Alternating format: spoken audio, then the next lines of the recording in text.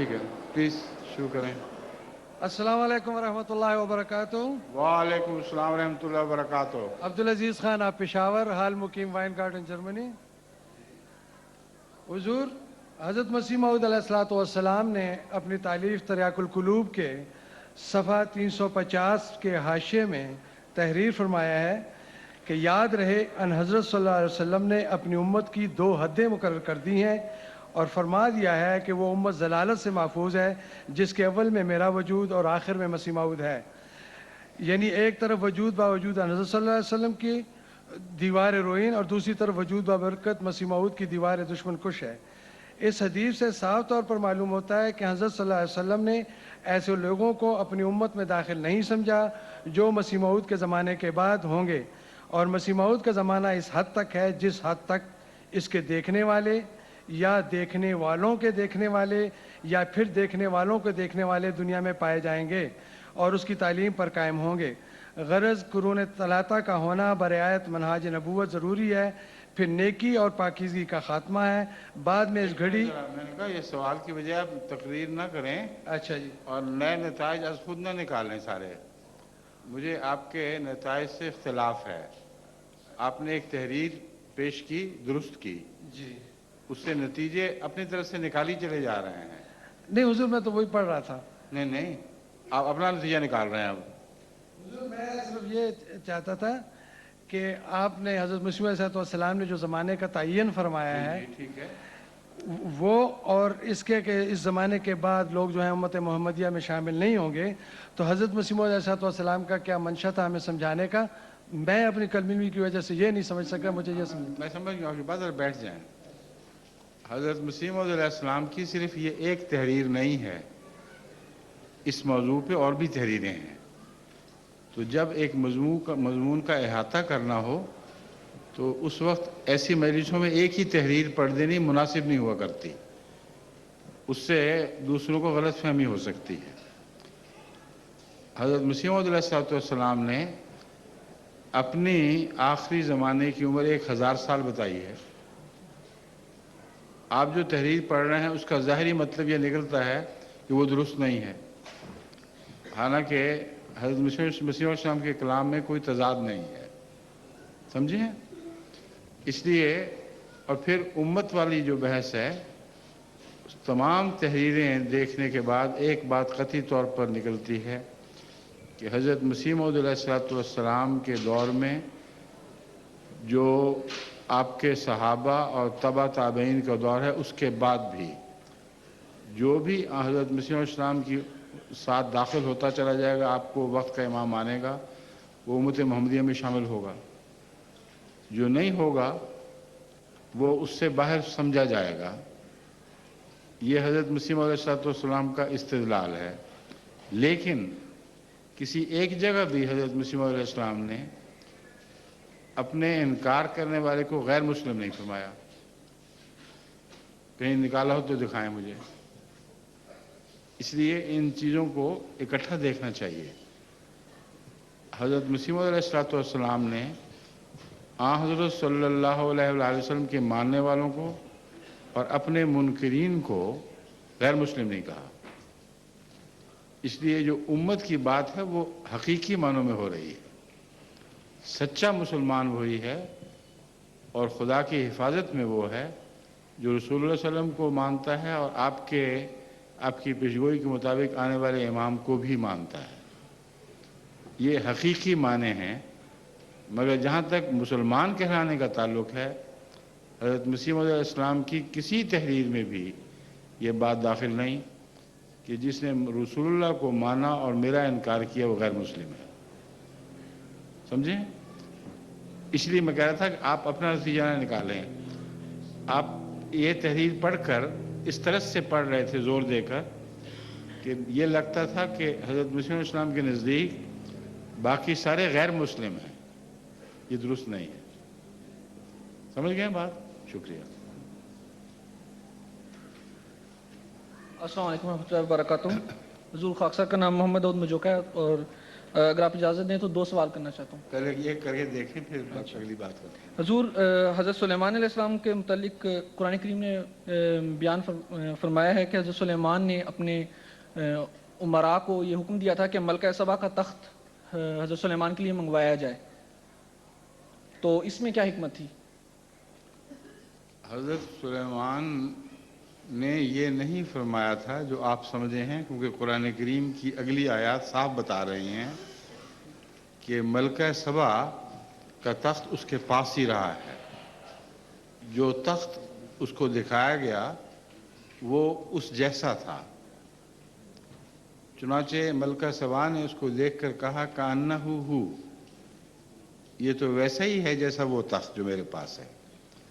تو یہ بھلا ہو سکتا ہے کہ تخت غائب ہو جائے اور ملکہ کو پتہ ہی نہ چلے؟ اس کو یہ تو نہیں کہنا چاہیے تھا کہ کأنہ ہو، اس کو یہ کہنا چاہیے تھا کہ یہ تو وہی تخت ہے جو میرا تخت تھا، وہ اٹھا لائے ہو. پھر حضرت سلیمان نے قرآن کے مطابق فرمایا نکرہ لہا، کہ اس تخت کو عام بنا دو. مراد یہ تھی کہ ملکہ سبا کو یہ تکبر تھا کہ صنعت و حرفت میں اور بادشاہی میں ہم بہت اونچے ہیں اور کوئی ہمارا مقابلہ نہیں کر سکتا. وہ تخت اس کی عظمت کا نشان تھا. نکرو کا مطلب ہے نکرہ بنا دو، جس کا مطلب ہے کہ ایک تخت ویسا بناؤ اور اتنا عام ہو کہ وہ سمجھے، اس کو پتہ چلے یہ تخت بنانا تو کوئی خاص شان کی بات نہیں ہے. سمجھ گئے؟ تو ساری آیات کو اگر اکٹھا پڑھیں تو یہ مطلب نکلتا ہے اس کا. باقی جو ہے وہ مولویوں کی کہانیاں ہیں، ان کو دلچسپی ہے چونکہ کہانیوں میں، اس لیے قرآن سے جہاں کہانی کا مطلب نکل سکتا ہو وہ اس طرف چلے جاتے ہیں. ٹھیک ہے؟ دوسرا سوال. حضور، حضرت مسیح موعود علیہ السلام نے بیان فرمایا ہے کہ قرآن کریم سے ثابت ہے کہ عربی تمام زبانوں کی ماں ہے. درست ہے. اور قرآن کریم میں یہ بھی بیان ہوا ہے کہ اللہ تعالیٰ نے لکھنے کا جو علم ہے وہ انسان کو خود سکھایا ہے. بالکل ٹھیک. تو حضور، اس سے کیا ہم یہ نتیجہ نکال سکتے ہیں کہ عربی رسم الخط جو ہے وہ بھی الہامی ہے؟ یا ہر رسم الخط الہامی ہے. قرآن کریم سے پتہ چلتا ہے کہ اللہ تعالیٰ نے لکھنا سکھایا. اس لیے ام الالسنہ تو عربی ہے، لیکن مختلف قوموں میں جب عربی سے آہستہ آہستہ مختلف زبانیں بن گئی تھیں تو ان کو بھی خدا ہی نے لکھنا سکھایا ہے. سمجھیں؟ چنانچہ چینی تاریخ سے پتہ چلتا ہے کہ پہلی جو تحریریں ہیں وہ ان کے شوفوشی نے دیکھی تھی کشفی طور پر، اور اس سے پہلے تحریروں کا کوئی علم نہیں تھا. اس طرح باقی دنیا میں بھی تاریخ سے پتہ چلتا ہے کہ انسان اور حیوان کے درمیان جو تفریق پیدا ہوئی ہے وہ 2 چیزوں سے ہوئی ہے، ایک بیان سے اور ایک تحریر سے. جانوروں میں بیان نہیں اور جانوروں میں تحریر نہیں ہے. انسان کو تمام تر ترقی بیان اور تحریر سے ملی ہے. سمجھ گئے؟ السلام علیکم ورحمۃ اللہ وبرکاتہ. وعلیکم السلام ورحمۃ اللہ. میرا نام کمال احمد ہے. میرا سوال ہے کہ آج کل کی جو بائبل ہے اس کے اندر کچھ حد تک صحیح لکھا ہوا ہے، لیکن جو صحیح بائبل ہے پھر وہ کدھر ہے؟ آج کل کی جو بائبل ہے اس کے اندر کچھ حد تک صحیح ہے، لیکن جو صحیح بائبل ہے وہ پھر کدھر ہے؟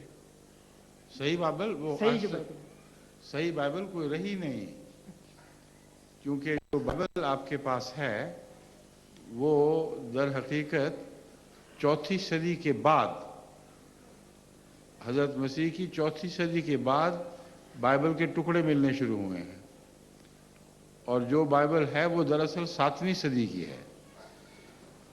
اور اس سے پہلے بائبل میں جو تبدیلیاں ہوتی رہی ہیں ان کے متعلق روایتوں سے پتہ چلتا ہے کہ یہود کی ایک بائبل تھی اور عیسائیوں نے بعد میں اپنی ایک بائبل کو تسلیم کیا. ان کے اختلافات ہیں آپس میں. نیو ٹیسٹمنٹ کے متعلق بھی اختلاف ہے. میں پہلے پرانی بائبل کی بات کر رہا تھا. نیو ٹیسٹمنٹ کے متعلق بھی بہت سے اختلافات ہیں کہ ایک 100 سال کے بعد پہلی دفعہ لکھی گئی या मसीह के ज़माने में लिखी गई थी। ज़माने में लिखी गई थी तो कौन पहला लिखने वाला था, उसमें भी इख्तलाफ है। तो तहरीरों का जहाँ तक ताल्लुक़ है, बाइबल में ओल्ड टेस्टामेंट में और न्यू टेस्टामेंट में उलमा के बहुत इख्तलाफात पाए जाते हैं। जो मुस्तनद नुस्खा इनको मिला है, वो जो सबसे ज़्यादा मुस्तनद नुस्खा कहलाता है, वो सीरिया का नुस्खा है। सीरिया की एक मॉनेस्ट्री से जब उलमा ने उनके नीचे तहखाने में देखा तो उनको कुछ टुकड़े नज़र आए कागज़ों के, जिससे पता चला कि ये बाइबल है जो पुराने ज़माने की तहरीर शुदा है। और वो भी मुझे अब याद नहीं, मगर गालिबन उसकी तहरीर भी 300 साल या उसके बाद की थी, मगर दरियाफ्त वो हमारे ज़माने में हमसे कुछ पहले हुआ है। वो नुस्खा जो है वो पहला नुस्खा है जिसके मुतल्लिक ईसाई कहते हैं कि ऑथेंटिक है। जो कुछ उसमें है वो 100% दुरुस्त है, बस उससे ज़्यादा आगे हम नहीं बढ़ सकते, उस नुस्खे से पहली तरफ नहीं जा सकते। समझ गए? शुक्रिया। अस्सलाम वालेकुम प्यारे हुजूर, वालेकुम मेरा नाम उस्मान अकरम है, मैं हिलरसाइम जमात से ताल्लुक़ रखता हूँ। जी। और मेरा सवाल है ख्वाब के बारे में कि ख्वाब में इस्लाम में मना है या इजाज़त है कि ख्वाब की ताबीर आप जानना चाहें किसी बड़े से, या और कहीं कभी मना नहीं। क्यों, आपको वहम क्यों हुआ है? नहीं, मुझे किसी ने कहा था और कभी क्या कहा था? कि बताते नहीं है ख्वाब। नहीं, वो गलत फहमी है। असल में ख्वाब ना बताने का जो मजमून है वो कुरान करीम में हज़रत यूसुफ के ख्वाब से ताल्लुक़ रखता है। आपके वालिद हज़रत याकूब अलैहिस्सलाम ने जब हज़रत यूसुफ की रोया सुनी, जिसमें अल्लाह ताला ने आपको बुलंद दर्जों और मर्तबात की खुशखबरी दी थी, तो हज़रत याकूब समझते थे कि बाकी भाई इनसे हसद करेंगे, इसलिए आपने उनसे फरमाया कि ये रोया लोगों को ना बताना, किसी और को। समझे हैं? उससे बाज़ लोग ये इस्तेंबात कर सकते हैं कि रोया बताना दुरुस्त नहीं, मगर ये गलत है। रोया बाज़ हालात में जब खुदा ताला की तरफ से बाज़ ख़ास तरक्कियों की खुशखबरियाँ हों, उस वक्त उनके नज़दीक जो साहिब इल्म हों, बाज़ दफ़ा उस रोया की तशरीह जायज़ नहीं होती। एक ये बात है।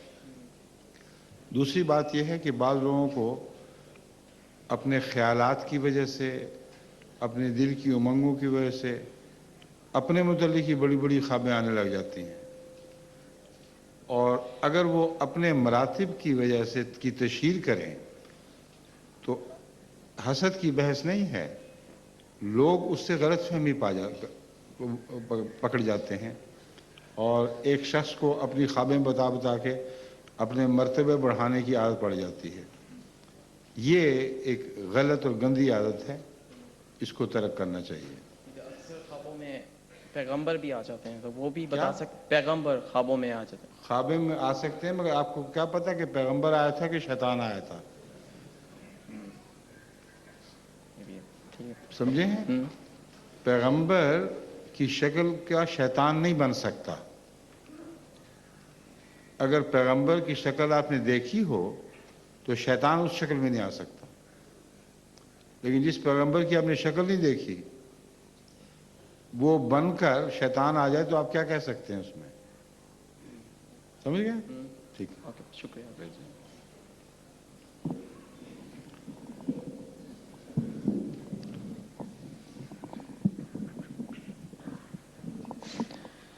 अस्सलाम वालेकुम वरहमतुल्लाहि वबरकातुहू। वालेकुम सलाम। मेरा नाम यासर महमूद है, मैं उबा हुसैन जमात से हूँ।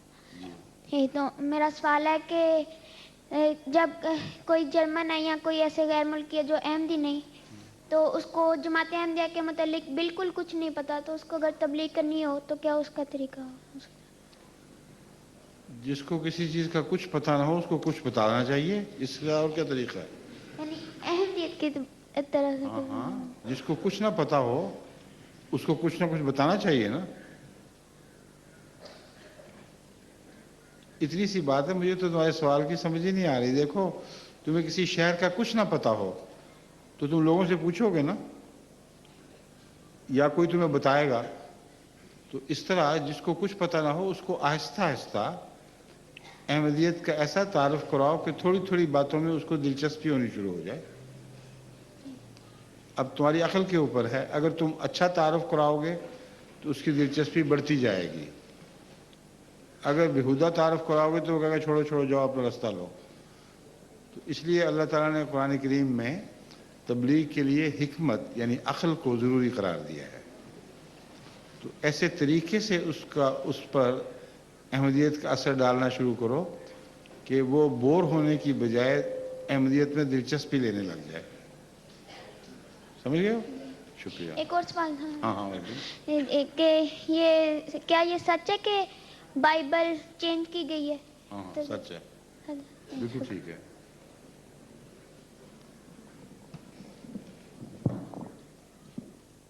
अस्सलाम वालेकुम, मेरा नाम है तस्वीर। मेरा सवाल है कि हज़रत मोहम्मद मुस्तफ़ा सल्लल्लाहु अलैहि वसल्लम जब वो ये कहते हैं तो बाकी सल्लल्लाहु अलैहि वसल्लम क्यों कहना होता है? इसलिए कि ये दुआ है हज़रत सल्लल्लाहु अलैहि वसल्लम के हक़ में, और इस दुआ का मतलब है अल्लाह की तरफ से बेशुमार रहमतें और सलामतियाँ मोहम्मद रसूलुल्लाह पर नाज़िल हों। अगर आप ये ना दुआ करें वो तो फिर भी नाज़िल होनी ही होनी है, हैं? लेकिन आपके दिल में जो ये जज्बा है कि मैं दुआ करूँ, ये इस वजह से है कि रसूलुल्लाह सल्लल्लाहु अलैहि वसल्लम का आप पर बहुत एहसान है, सारी उम्मत पर क़यामत तक के लिए हर इंसान पर एहसान है। जिस पर कोई एहसान किया जाए वो और कुछ नहीं तो दुआ तो देता है ना। बस दुरूद पढ़ना इस बात की इलामत है कि एक इंसान को इस बात का शऊर है, एहसास है कि मुझ पर एक एहसान करने वाले ने बहुत एहसान किए हैं, इसलिए मैं और कुछ नहीं तो दुआ ही दे दूँ। तो दुआ से रसूलुल्लाह सल्लल्लाहु अलैहि वसल्लम को वैसे फ़ायदा नहीं पहुंच सकता क्योंकि आपको पहले ही बेशुमार बरकतें मिलती हैं, मगर जो दुआ भेजने वाला है उसको फ़ायदा पहुंचता है, क्योंकि वो एक शरीफ खुदा के नज़दीक एक शरीफ और शुक्रगुजार इंसान समझा जाता है। समझ गए? बात समझो कि नहीं? समझ गया। शुक्रिया।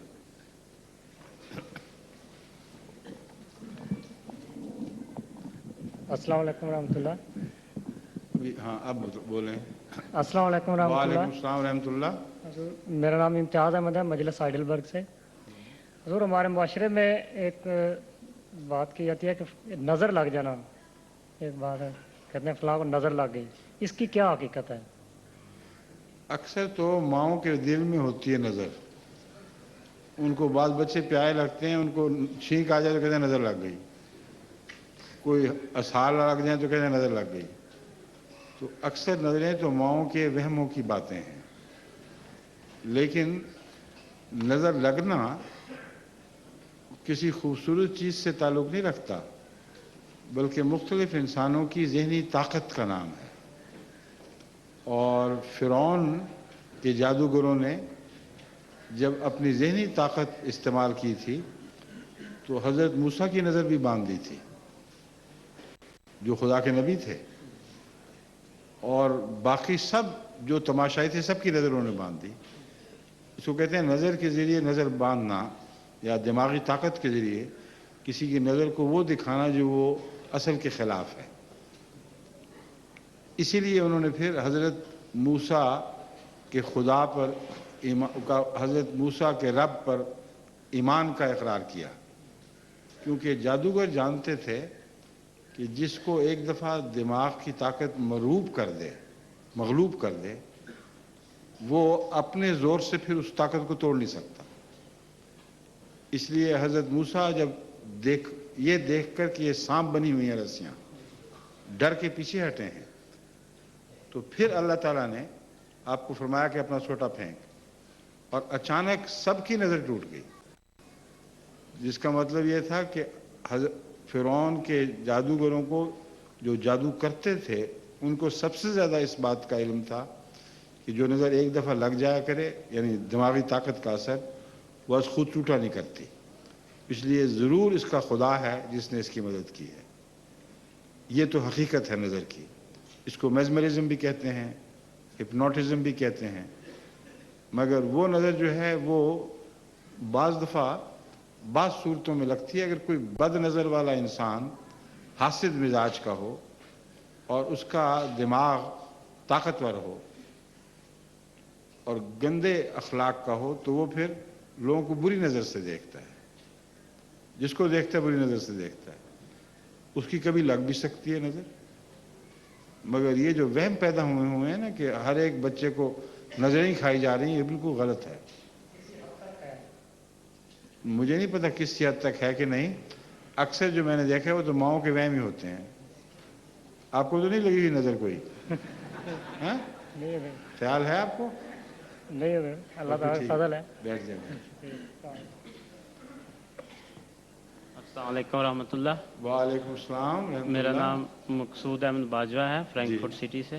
جی حضور میرا سوال ہے کہ یہاں جرمنی میں ہمارے پاس چھوٹے چھوٹے گھر ہوتے ہیں، جی تو ان گھروں میں حضرت مسیح علیہ السلام اور خلفاء کی تصاویر لگی ہوتی ہیں، تو قبلے کی طرف نہیں لگانی چاہیے، جی قبلے کی طرف نہیں لگانی چاہیے، جی سمجھ گئے؟ جی، لیکن جو تصویریں لگی ہوتی ہیں بعض دفعہ کپڑے چینج کرتے ہیں ہم، تو تصویر کو وہ دیکھ کے وہم ہے آپ کا، یوں ہی اس میں کوئی تصویر جو ہے، شرک یہ تصویر میں کوئی جان نہیں ہے، کچھ نہیں ہے۔ ٹھیک ہے، اگر اس قسم کے وہم کریں گے تو شرک شروع ہو جائے گا، جی اس سے بہتر ہے کہ تصویر نہ لگائیں، سمجھ گئے؟ لیکن حضور میں نے سنا تھا کہ ایک دفعہ کسی سے سنا تھا کہ خلافت سے پہلے یا آپ نے ایک دفعہ ایسے ہوا تھا کہ آپ کپڑے بدل رہے تھے اور تصویر پہ نظر پڑی، ایک دم خیال آیا کہ مسیح علیہ السلام کی سامنے تصویر ہے، میں نے کیا کیا؟ تو آپ نے فوری طور پہ کہا کہ استغفار کیا کہ کہیں یہ شرک نہ ہو جائے۔ اس خیال کو میں نے جی جی، اس خیال کو ہاں، یہی تو کیا؟ میں جی بھی یہی کہہ رہا ہوں، جی یہ شرک ہے، ٹھیک ہے، بس یہ بالکل ٹھیک ہے۔ السلام علیکم ورحمۃ اللہ وبرکاتہ۔ وعلیکم السلام ورحمۃ اللہ وبرکاتہ۔ خاکسار کا نام منور احمد باجوہ۔ جی حضور میرا سوال رسول کریم صلی اللہ علیہ وسلم کی تاریخ پیدائش سے متعلق ہے، کیونکہ اکثر تاریخ احمدیت میں بھی اور ویسے بھی مفکرین جو ہیں وہ دو تاریخیں بیان کرتے ہیں، ایک 20 اپریل 570 عیسوی اور ایک 24 اپریل 571۔ تو اس میں کون سی صحیح تاریخ ہے؟ جماعت احمدیہ کا اس بارے میں کیا نقطہ نظر ہے؟ کوئی خاص اس سے فرق نہیں پڑتا، صرف ایک چیز کا فرق پڑتا ہے، وہ ہے عمر کا تعین ایک حدیث کے ذریعے۔ اگر حضرت صلی اللہ علیہ وآلہ وسلم کی عمر 62.5 سال سورج کے اعتبار سے اور 65 سال چاند کے اعتبار سے ہو تو اس کو بیکورڈ کیلکولیٹ کر لیں، اگر وہ 70 پر جا کر ٹھہرتی ہے تو 70 والی تاریخ درست ہے، اگر 71 پر جا کے ٹھہرتی ہے تو 71 والی درست ہے، اتنی سی بات ہے۔ وہ جو فیصلہ رسول اللہ صلی اللہ علیہ وسلم کا وہ بالکل درست ہے، درست تو ہونا ہی تھا، مگر حضرت مسیح موعود علیہ السلام نے اس حدیث کو بڑی اہمیت دی ہے اور فرمایا ہے کہ لازماً اس سے پتہ چلتا ہے کہ مسیح کی عمر 120 برس کی تھی، سمجھے؟ اسی حدیث کو دعوت الامیر میں حضرت مسلم موعود نے بھی بڑی اہمیت دی ہے، تو اس کو پکڑ لیں۔ 120 کی میں 65 نہیں کہنا چاہتا تھا، 60 یا 62.5۔ 120 کا نصف کتنا ہوتا ہے؟ 60، ٹھیک ہے نا؟ اور حضرت صلی اللہ علیہ وآلہ وسلم کی عمر چاند کے اعتبار سے 62.5 برس تھی اور سورج کے اعتبار سے 60 برس۔ سورج کے سال لمبے ہوتے ہیں نا، اس لیے تو اس پہلو سے حضور اکرم صلی اللہ علیہ وآلہ وسلم کی وصال کا سال تو بڑا واضح اور سب کو علم میں ہے۔ اس تاریخ سے بیکورڈ کیلکولیٹ کریں تو جو 70 والی تاریخ ہے وہ سورج کے لحاظ سے ہے، تو 60 سال نکال لیں آپ کی عمر میں سے वो अगर 70 पर ठहरती है, 570 पर, तो वही आपकी विलायत का साल है। अगर 71 पर जाकर बात ठहरती है तो वो आपकी विलायत का साल है। बच्चों को कौन सी तारीख जो है, हैं? बच्चों को अगर आप बताएं। आप हिसाब कर लेना, घर जाके तो बता देना। जो मैंने आपको बताया बिल्कुल यही बात है।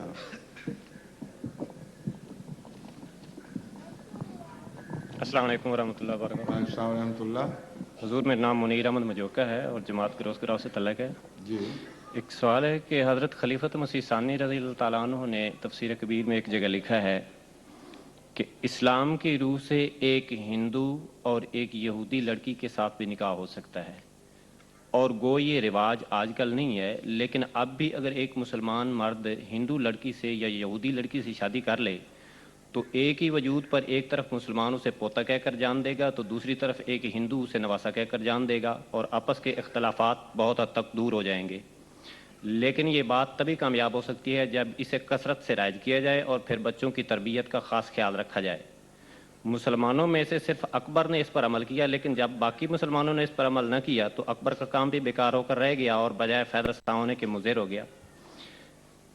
तो कुरान करीम में अल्लाह ताला ने फरमाया है कि और तुम मुशरिक औरतों से जब तक वो ईमान ना ले आए निकाह न करो, और एक मोमिन लौंडी एक मुशरिक औरत से खा वो तुम्हें कितनी पसंद हो यकीनन बेहतर है। तो मेरा हजूर सवाल ये है कि इस आयत के मजमून और इस तफसीर में के मजमून में किस तरह तदबीक की जा सकती है? हिंदुओं में जब आप इजाज़त की बात करते हैं तो इस बिना पर करते हैं कि हिंदू भी एक इल्हामी किताब के मानने वाले हैं, समझे? जी। और इस पहलू से अहले किताब शुमार होंगे।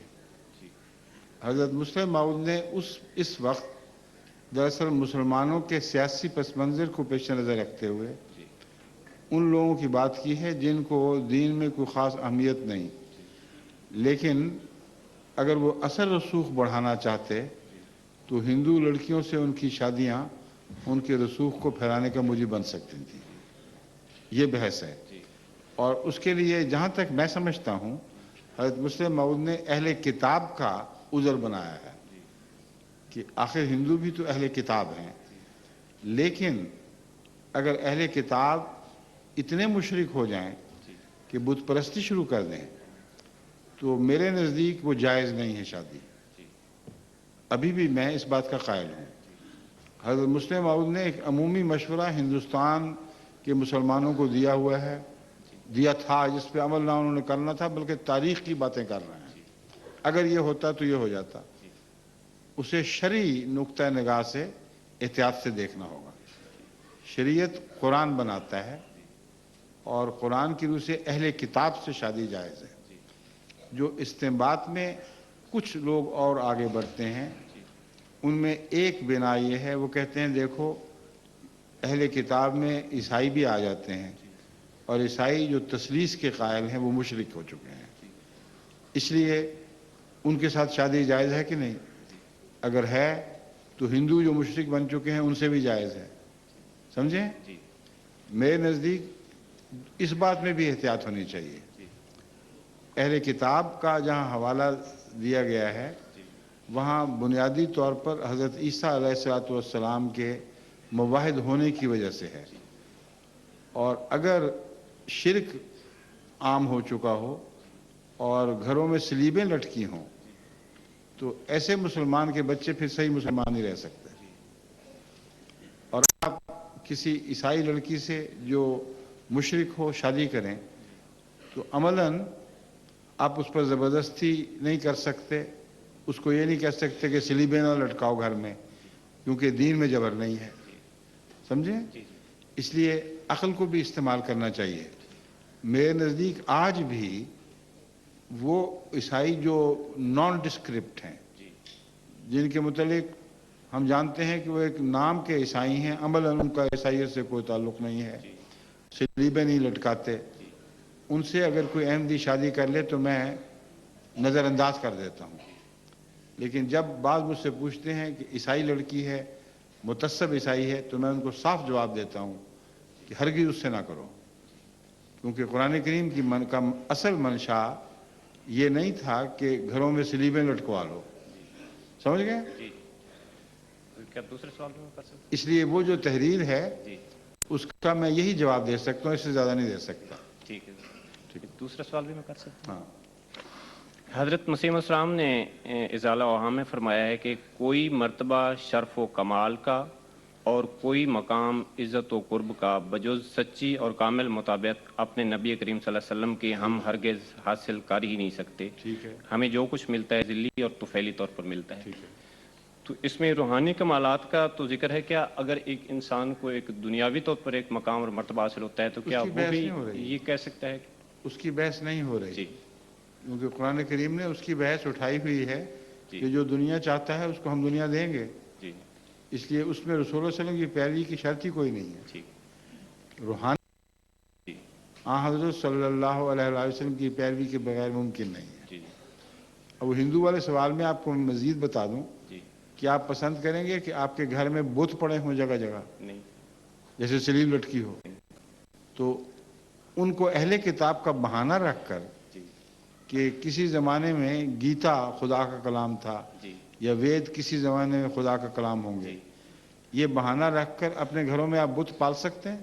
نہیں اور اگر کہیں نہیں جی تو پھر اسلام کے دوسرے حکم کی خلاف ورزی ہوگی، لا اکراہ فی الدین، جی کہ دین میں کوئی جبر نہیں. اس لیے میں کہہ رہا ہوں کہ ان باتوں کو زیادہ باریکی سے دیکھنا چاہیے. جی اور اہل کتاب ہوں بھی جی مگر اگر مشرک ہوں جی تو ان سے نکاح نہیں کرنا چاہیے. ٹھیک ہے. جزاک اللہ. السلام علیکم. السلام علیکم حضور. وعلیکم السلام. میرا نام ایاز احمد راتھر ہے اور مجلس گروس گرو سے میرا تعلق ہے. ٹھیک ہے. میرا سوال یہ ہے کہ سائنسدان بعض اوقات خلا میں کچھ پیغامات بھیجتے رہتے ہیں کہ تاکہ ہمیں دوسری مخلوقات جو کچھ ٹھیک ہے. علم اور شعور رکھتی ہیں ان کا پتہ لگ سکے. ٹھیک ہے. تو میرا سوال یہ ہے کہ کیا ان کو اس میں کوئی کامیابی ہو سکتی ہے یا ایسی مخلوق کا وجود ہے؟ ہو سکتی ہے مگر ابھی تک ہوئی نہیں. جو پیغام بھیجتے ہیں پتہ کب سے شروع ہوا ہوا یہ کام؟ خاص نہیں پتا. ہاں؟ خاص نہیں پتا. اس صدی کے بہت سے سال گزرنے کے بعد، اکثر حصہ گزرنے کے بعد، گزشتہ 10-15 سال کے عرصے کے اندر یہ مختلف بڑی بڑی حکومتوں نے، مثلا امریکہ نے فنڈنگ کی ہے ان لوگوں کی، اور یہ لوگ بعض خاص سگنلز بھیج رہے ہیں کہ اگر کوئی اور مخلوق ہو تو اس کو پکڑے، اور اگر اس میں عقل ہوئی تو سمجھ لے گی کہ یہ سگنل کسی باشعور قوم نے بھیجے ہیں تو وہ جوابی کارروائی کرے گی. اس کو 10 یا 15 سال ہوئے ہوں گے. ٹھیک ہے. اور کائنات کتنی بڑی ہے؟ 20 ارب سال میں روشنی کائنات کے دوسرے کنارے پہ پہنچتی ہے. تو 10-15 سال کے اندر یہ سگنل کہاں پہنچے ہوں گے؟ ابھی کچھ بھی نہیں.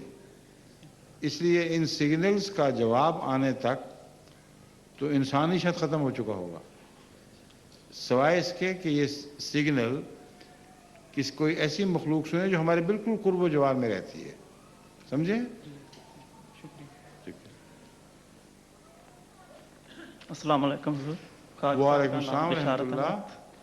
جماعت نوائزمبرگ سے. جی حضور میرا سوال ہے کہ اللہ تعالیٰ کے ہر کام میں ایک حکمت ہوتی ہے، مگر کسی انسان کے بیمار ہونے میں خدا تعالیٰ کی کیا حکمت ہو سکتی ہے؟ کسی انسان کے بیمار ہونے میں، جبکہ چھوٹے چھوٹے معصوم بچوں اور بڑوں کو ایسی اذیت ناک بیماریوں میں دیکھا جاتا ہے کہ وہ تڑپ تڑپ کر جان دیتے ہیں. ٹھیک ہے. اور حضور بعض بیماریاں ایسی ہیں جو کہ انسان کی خود بد پرہیزی سے لگتی ہیں، جبکہ ان کو پتہ ہوتا ہے کہ ان غذاؤں یا ان اشیاء کے استعمال سے ان کو جان لیوا بیماری ہو سکتی ہے.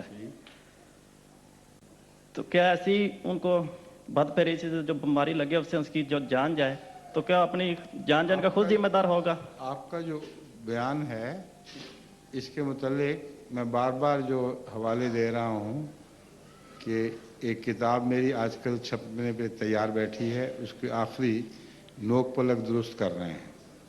اس میں اس سوال کو خصوصیت کے ساتھ، بڑی تفصیل کے ساتھ، سائنسی حوالوں کے ساتھ اٹھایا گیا ہے، اور اس کا جواب اتنا لمبا ہے کہ میں اس چھوٹی سی مجلس میں ایک ہی سوال کے سارے پہلو بیان نہیں کر سکتا. اس کو اگر آپ پڑھیں تو پھر مجھے بتائیں کہ اس کے بعد آپ کو کیا اعتراض باقی رہ سکتا ہے. بیماریاں ہوں، تکلیفیں ہوں، ایک انسان दूसरे इंसान से कम दर्जे का बना हुआ है, एक ज़्यादा दर्जे का बना हुआ है, शक्ल सूरत भी है। तो जब आप एक बीमारी को ख़ास तौर पर उठाते हैं तो असल मकसद ये है कि एक वजूद तकलीफ़ में है, दूसरे नहीं है। मगर एक शख्स अंधा है, वो तकलीफ़ में है कि नहीं? एक शख्स लूला लंगड़ा है, ये नहीं बल्कि इसको छोड़कर अगर वो सारे ठीक हों तो फिर आपस के मुकाबले फिर भी रहेंगे। एक ज़्यादा खूबसूरत है, एक कम खूबसूरत है, एक मजबूत है, एक कम मजबूत है, एक फुर्तीला है, एक कम फुर्तीला है। तो जो मुकाबले हैं वो तो जारी रहेंगे हमेशा। इस सवाल का आखिरी जवाब सिर्फ ये बनता है कि अल्लाह ताला हर एक को बैन ही एक जैसा बना देता, ताकि किसी के दिल में कोई जलन पैदा ना होती। यही नतीजा निकलता है ना आखिरी, या इसके अलावा भी निकाल सकते हैं कोई। जो एक दफ़ा इस असूल को तस्लीम कर लिया कि बाद लोगों को अपनी महरूमी का सदमा नहीं होना चाहिए था, वरना खुदा ताला ने हिकमत का काम नहीं किया, ये एतराज़ बनेगा ना। इस एतराज़ को मिटाना शुरू करें। मिटाते मिटाते मिटाते मिटाते आखिर इस जगह पहुँचेंगे कि अल्लाह ताला को सारी मखलूक यानी इंसानों को कम अज़ कम बैन ही एक दूसरे जैसा बनाना चाहिए था। कोई ज़्यादा अक्ल वाला ना होता, कोई कम अक्ल वाला ना होता, कोई ज़्यादा मजबूत जिस्म का ना होता, कोई कम मजबूत जिस्म का ना होता, कोई ज़्यादा खूबसूरत ना होता, कोई कम खूबसूरत ना होता। तो इंसान क्या होता, बंटे बन जाते, एक जैसे बंटे। तो मकसद क्या था फिर इंसान का? तो इस किस्म के सवाल मैंने उस किताब में उठाए हैं और मुख्तलिफ पहलुओं पर गौर करके साबित किया है कि अगर मौत और ज़िंदगी और इनके दरमियान जो फ़र्क हैं, बीमारी और सेहत वगैरह के, ये ना होते तो इंसानी ज़िंदगी तरक्की कर ही नहीं सकती थी, हैवानी ज़िंदगी भी तरक्की नहीं कर सकती थी, ज़िंदगी बनती ही ना, क्योंकि ज़िंदगी इसी मुकाबले से बनी है। मौत और ज़िंदगी के दरमियान खुदा ने मनाजिल कायम की हुई है। तो ये लाजमा है जिसको मिटा ही नहीं सकते। अगर मिटा देंगे तो फिर इंसान का वजूद ख़त्म हो जाएगा, फिर फरिश्ते पहले भी हैं, तो इंसान पैदा करने की क्या ज़रूरत थी? इस किस्म के सवाल उठाकर इसके हर पहलू से तफसीली जवाब दिए हुए हैं मैंने, मगर जैसा कि मैंने गुजारिश की है मुख्तसर आप इसको समझ लें, तफसीली जवाब यहाँ देना मुमकिन नहीं है। ठीक है? हजूर, जब बाज़ बीमारियाँ ऐसी हैं कि जिनका इलाज बहुत महंगा होता है, क्या महंगा इलाज होता है जिन बीमारियों का, ठीक है, तो अमीर लोग तो वो इलाज करा के नहीं, बच सस्ता जाते भी हैं। होता है। होम्योपैथिक इलाज मुफ्त करते हैं हम, हैं? आपको ये वहम है कि सिर्फ महंगा इलाज है। और यहाँ जर्मनी में इतने केसेस हैं खुदा के फजल से कि जिनके मुतल्लिक मुझे मुलाकात में माएँ दिखाती हैं, ये बच्चा देख लो, डॉक्टर ने कहा था बचना मुमकिन ही नहीं है। अब हम दिखाती हैं तो कहते हैं क्या हुआ, पता नहीं क्या हो गया। हम दवाई बताते हैं, कहते नहीं तुम्हें वहम है। अब बीमारी ठीक होना तो वहम नहीं है ना। एक नहीं, दो नहीं, सैकड़ों ऐसे केसेस हैं जहां एलोपैथिक डॉक्टर लाइलाज करार दे चुके थे और अल्लाह ताला ने शिफा दे दी। तो ये वहम है कि सिर्फ अमीर ही इलाज करवा सकते हैं। मेरे नज़दीक मुझसे अब तक जितने भी खुदा के फजल से कैंसर के मरीज ठीक हुए हैं वो अक्सर गरीब थे। वजह यह थी कि अमीर चूंकि दूसरा इलाज करवा सकते हैं इसलिए वो भागते हैं डॉक्टरों की तरफ, बड़े बड़े ऑपरेशनों की तरफ, और बिल आखिर तकलीफ़ें उठा के मरीज़ मर जाता है। जिस गरीब के पास डॉक्टर के पास जाने की तौफीक ही ना हो वो मजबूर है इस इलाज के लिए, और अक्सर उनमें से शिफा पाते हैं। ठीक है, शुक्रिया।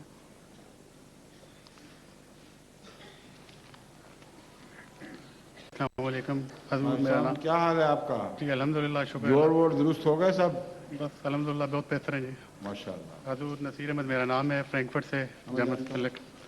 हज़ूर, मेरा सवाल ये है कि अल्लाह ताला ने कुरान मजीद में ज़मीन और आसमान की तख्लीक का जिक्र कई जगहों पे फरमाया है, और उसी ज़िमन में कई आयात हैं, कई जैसे सूरत आराफ है, सूरत हूद है, सूरत बनी इसराइल वगैरह कि अल्लाह ताला ने 6 वक्तों में ज़मीन आसमान को पैदा किया और छह उसके हफ्तों बाद में? 6 यौम में 6 मराहिल में और उसके बाद वो अर्श पे कायम हो गया। इसी तरह सूरत हूद की आयत नंबर 8 में अल्लाह ताला फरमाते हैं कि अल्लाह ताला फरमाता है कि ये वो अल्लाह ही वो ज़ात है जिसने ज़मीन आसमान को पैदा किया 6 यौम में, उसके बाद फिर अल्लाह ताला ने अर्श पर कायम हो गया और उसका अर्श पानी पे है। मेरा जो मैंने पूछना है वो ये है कि अल्लाह ताला के अर्श से क्या मुराद है और ये जो अल्लाह ताला ने फरमाया है कि उसका अर्श पानी पर है, इसकी मुझे समझ नहीं ज़रा। पानी से मुराद दो चीज़ें हैं, एक है इल्हाम और दूसरा है पानी बरसना ज़िंदगी के लिए ज़रूरी है। जैसा कि फरमाया वजालना मिनल माए कुल्ला शैइन आई, हमने पानी ही से हर जिंदा चीज़ को पैदा किया है। तो जब अल्लाह ताला फरमाता है अर्श, तो अर्श से मुराद है बिना, वो कौन सी चीज़ है जो सबसे बड़ी अहमियत रखती है।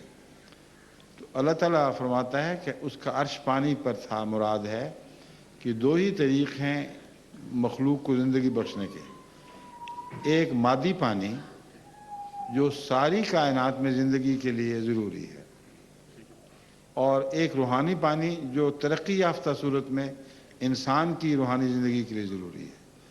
तो खुदा का अर्श वहाँ भी पानी पर हुआ, यानी मादी दुनिया में, और रूहानी दुनिया में भी पानी पर हुआ। समझ गए? अस्सलाम वालेकुम हुजूर। हुजूर, मेरा नाम बिशारत अहमद है। मेरा एक सवाल है कि हज़रत बाबा गुरु नानक साहब जो थे, उनको जो चोले पे जो अरबी आयात हैं वो खुदा ताला की तरफ से मिली थी या कि उन्होंने अपने हासिल की थी? नहीं, उन्होंने नहीं लिखी थी, ना खुदा की तरफ से इस तरह मिली थी जी एक मुसलमान खातून थी जी जो बाबा नानक से मुतस्सर थी, ठीक। उन्होंने ये चोला बनाकर उस पर आयात लिखकर वो बाबा नानक को पेश किया था और गुरु बाबा नानक ने उसे न सिर्फ ये कि खुशी से कबूल किया जी बल्कि बाकी सारी उम्र वो चोला पहने हुए गुजर की है। समझ गए? जज़ाकल्लाह।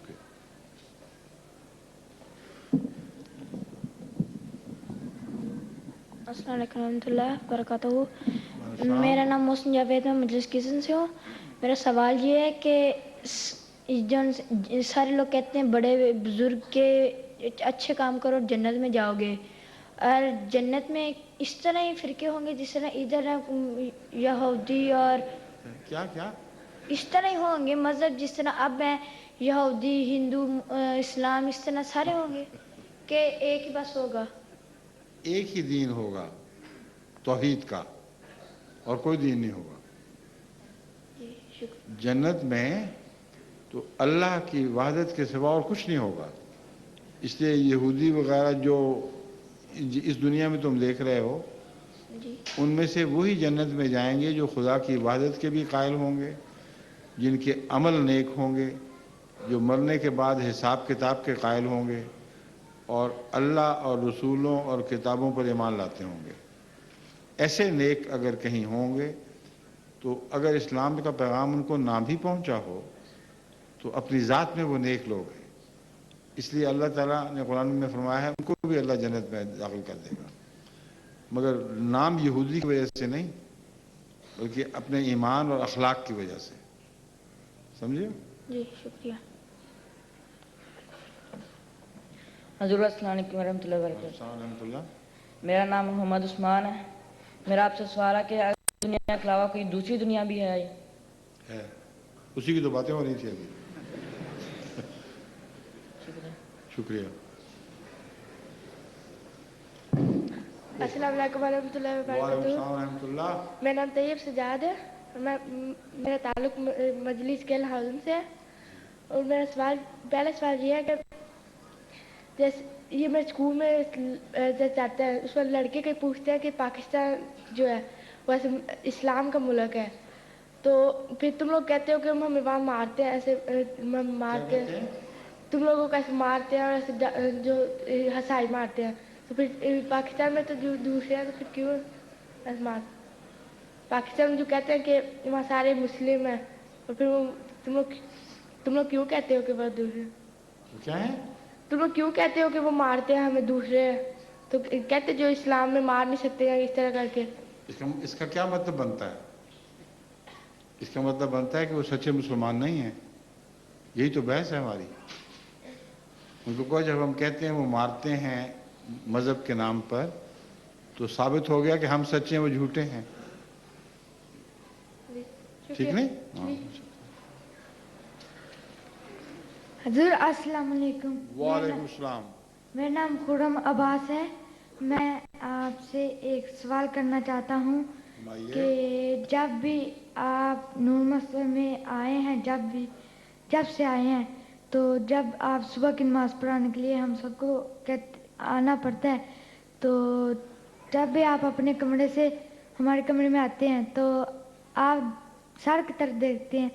आप मेरी तरफ क्यों गुस्से से देखते हैं?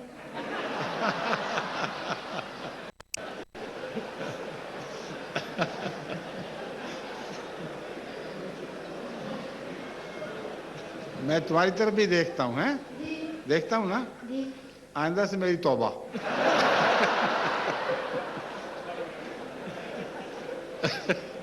अगर यही मतलब है तुम्हारा तो मेरी तौबा। मैं तो इसलिए देखता हूँ कि देखूं कौन कौन लोग कहाँ कहाँ से आए हुए हैं। तो एक छोटा सा प्यारा सा बच्चा भी मुझे नजर आता है, मैं बड़ा खुश होता हूँ देख के। तो अगर ये गलती है तो मेरी आइंदा से मैं गलती नहीं करूँगा, मेरी तौबा। मंजूर है? शुक्रिया।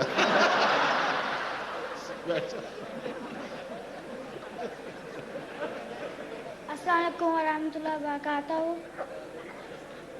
वालेकुम अस्सलाम वरहमतुल्लाह। मेरा नाम आसम जावेद है। मेरी मक्सद स्कीज़न है। और मेरा ये सवाल है, जब हम बैंक में जाते हैं वहाँ से हमें जो से गल्ले मिलते हैं, क्या मिलते हैं? जो से छोटे छोटे गल्ले जिनके अंदर पैसे डालते हैं, उनके ऊपर शफाइन की शक्ल बननी होती है। वो ना लिया करो, अपने पैसे जरूर सूर के मुंह में डालने हैं। तो उसके अंदर जो से फेंक दिया करो उसको। अच्छा, पैसे रखने की इजाज़त है या नहीं? मैं तो वही तो कह रहा हूँ, सूअर वाले गले में ना डाला करो पैसे। ठीक है? शुक्रिया। अस्सलाम वालेकुम हजूर। वालेकुम सलाम। मेरा नाम है लुकमान मुबारक, मेरी मजलिस है डिस्टनबर्ग। मेरा सवाल है, आप पाकिस्तान ऐसे इजलास क्यों नहीं करते? इजलास? जी। मैं जब वहाँ होता था किया करता था। अब तो मैं वहाँ जा नहीं सकता, लेकिन टेलीविजन के जरिए जा रहा हूँ अब मैं, हैं? उस तरह नहीं जा सकता। मैं वहाँ जाऊँ तो मैं ये ऐलान नहीं कर सकता कि मैं मुसलमान हूँ, और वो खलीफा कैसा होगा जो अपने मुसलमान होने का ऐलान नहीं कर सकता। और अगर मैं करूँ और 3 साल के लिए वो मुझे जमात से काट दें, तो तुम लोगों का पीछे क्या बनेगा फिर? समझे हो? इसलिए लाजिम है कि जब तक वहाँ के कानून ना बदलें मैं वहाँ ना जाऊँ, और यहाँ बैठकर उनके घरों में चला जाया करूँ।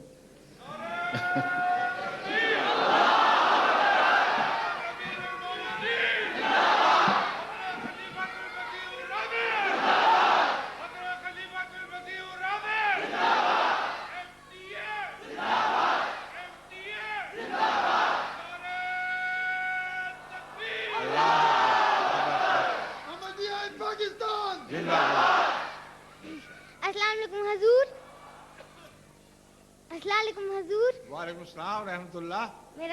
मेरा नाम आरिफ है जी। मेरा सवाल ये है कि जब नमाज पढ़ते हैं फिर टोपी क्यों लेनी पड़ती है? आपने अब क्यों ली हुई है? अब क्यों टोपी पहनी हुई है बताएं? हैं?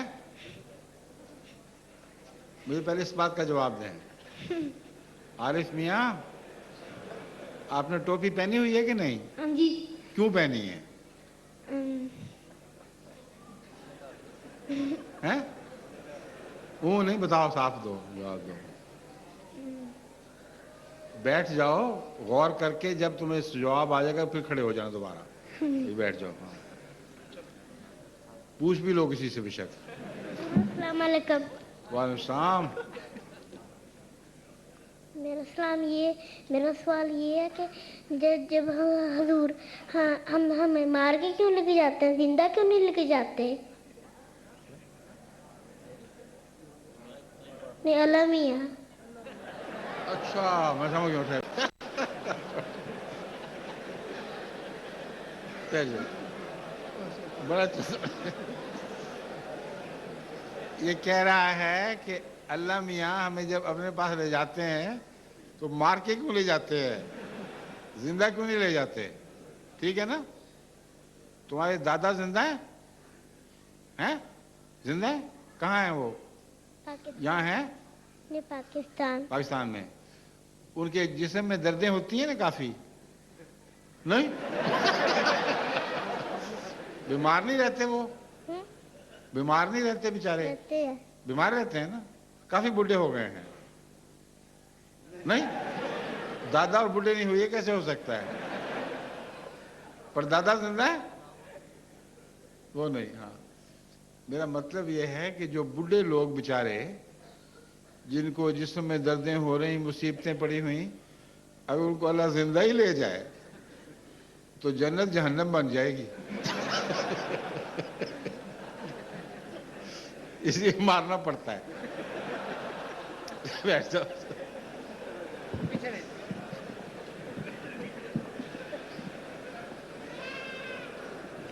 ہاں جی فرمائیے. السلام علیکم ورحمۃ اللہ وبرکاتہ. حضور خاکسار کا نام ظہیر احمد خان ہے اور ہمبرگ ریجن کی جماعت اولڈن برگ سے میرا تعلق ہے. تو حضور مجھے ایک بات کی وضاحت طلب ہے کہ حضرت مسلم موعود رضی اللہ تعالیٰ عنہ کا ایک واقعہ میں نے سنا ہوا ہے, ہو سکتا ہے اس میں تھوڑی بہت غلط بھی ہو, کہ انہوں نے حضرت مسیح موعود علیہ السلام سے یہ عرض کیا کہ میں لاہور جا کر جہانگیر کے مقبرے پر جانا چاہتا ہوں. تو حضرت مسیح موعود علیہ السلام نے فرمایا کہ ٹھیک ہے آپ وہاں سیر کے لیے ضرور جائیں, لیکن جہانگیر کے مقبرے پر جا کر دعا نہ کرنا. تو میں اس کی ریزن پوچھنا چاہتا ہوں کہ مطلب دعا نہ کرنے کی. وہی لکھی ہوئی ہے جہاں پڑھنے واقعہ. نہیں میں نے پڑھا نہیں, کسی سے سنا ہی تھا بس. پھر وہ پڑھیں وہاں. نہیں پڑھا میں نے, نہیں کسی میری جگہ. بات سن لیں, وہاں آپ بجائے سنی سنائی باتیں کے پڑھ لیں. اس واقعہ کی وجہ لکھی ہوئی ہے وہاں, سمجھ گئے؟ لیکن کس کتاب میں یہ کتاب؟ یہ جس سے سنی تھی اس سے پوچھو. ٹھیک ہے جی. یا پھر ہمارے دوستوں کے ساتھ سے پوچھو. آ گئے تیار, بچہ تیار ہو کے آ گیا. حضور اس لیے لیتے ہیں ٹوپی ادب کے لیے. ٹھیک ہے, تو جب خدا کے سامنے جاتے ہو تو ادب نہیں کرنا اللہ میاں کا کہ ٹوپی پہنو؟ ہاں جی. ہاں سمجھ گیا.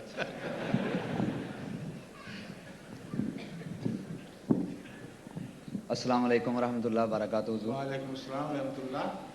میرا نام وقار احمد اور میرا تعلق مجلس نورنس پاک سے ہے. میرا ایک سوال میرے ذہن میں جو ہے وہ کافی دنوں سے تھا, تو آج خدا نے موقع دیا کہ میں وہ آپ کے سامنے پیش کروں. کہ یہ جو ختم قرآن ہے, کہتے ہیں کہ ایک شخص یعنی فوت ہو چکا ہے تو اس کی روح کے اصالہ ثواب کے لیے ختم قرآن کریں. قرآن ختم کر سکتا ہے کوئی انسان؟ مطلب قرآن پڑھیں جس کو وہ اپنے لفظوں میں کہتے ہیں ہم نے ختم کروایا ہے, مطلب قرآن پڑھ کے تاکہ اس کی روح کو ثواب پہنچے. یا کسی نے وہ نیا گھر بنوایا ہے تو کہتے ہیں کہ اس میں پہلے قرآن مجید ختم کروائیں تاکہ بابرکت ہو. تو اہم جو چیز ہے, اس کی بات سمجھ گیا ہوں اور بیٹھے میں جواب دے دیتا ہوں. ہمارے لندن میں ایک صاحب ہیں, ان سے ان کے ایک دوست نے کہا کہ تم نمازیں پڑھتے رہتے ہو تو میں نے ختم قرآن کرانا ہے, مجھے مشورہ دو میں کس سے کرواؤں. انہوں نے کہ کس بات پر کروانا ہے؟ اس نے کہا میں نے پب کھولی ہے شراب کی دکان, تو اس پہ ختم قرآن کرانا. اس نے کہا جب تم نے شراب کی دکان کھولی تو ختم قرآن کرا بیٹھے, وہی قرآن ختم کر دیا تم نے, اب مزید ختم کروانے کی ضرورت نہیں ہے. تو یہ جو ختم والے لوگ ہیں نا اکثر ایسے ہی ہیں, ان کو پتہ ہی نہیں قرآن کا مطلب کیا ہے. قرآن تو پڑھ کر عمل کرنے کی کتاب ہے, پڑھ کر پھونکنے کی کتاب نہیں ہے. اس لیے جب وہ ختم کا تصور مانتے ہیں کہ کسی مولوی سے قرآن پڑھا دیا تو واقعتاً وہ قرآن کو ختم کر بیٹھتے ہیں. قرآن ان مقاصد کے لیے نہیں تھا, نہ رسول اللہ صلی اللہ علیہ وسلم کے زمانے میں کبھی بھی ایسے مقصد پر استعمال ہوا. قرآن تو ایک الہی کلام ہے جس میں روح کی غذا ہے، انسان کو معاشرے میں قرآن سے مدد ملتی ہے، معاشرہ سدھارنے کی، اخلاق کی مدد ملتی ہے۔ جن لوگوں کو نہ عربی آئے نہ ترجمہ آئے وہ کسی مولوی سے قرآن پڑھوا لیں، ان کو کیا فائدہ؟ کچھ بھی فائدہ نہیں۔ حضور اس سوال میں ایک اور چھوٹی سی بات یہ تھی کہ مثلا جو اولاد ہے وہ اپنی والدین کی بخشش کے لیے بھی کرتے ہیں، کہتے ہیں کہ وہ رمضان المبارک میں خاص کر، یہ سب غلط باتیں ہیں۔ مطلب اس کا کوئی ثواب جو ہے وہ مرحوم کی روح کو نہیں ہوگا۔ میری بات سن لیں، کیا آن حضرت صلی اللہ علیہ وسلم کے زمانے میں کبھی کسی صحابی نے کسی فوت شدہ بزرگ کے لیے قرآن پڑھ کر پھونکے ماری تھی؟ نہیں، اسی لیے تو پوچھ رہا ہوں کہ قرآن حدیث سے مجھے بھی واضح ہو، مجھے تو نہیں پتا نا۔ جو مولوی کہتے ہیں ان سے پوچھ لیں۔ نہیں، وہ تو کہتے ہیں صحیح ہے۔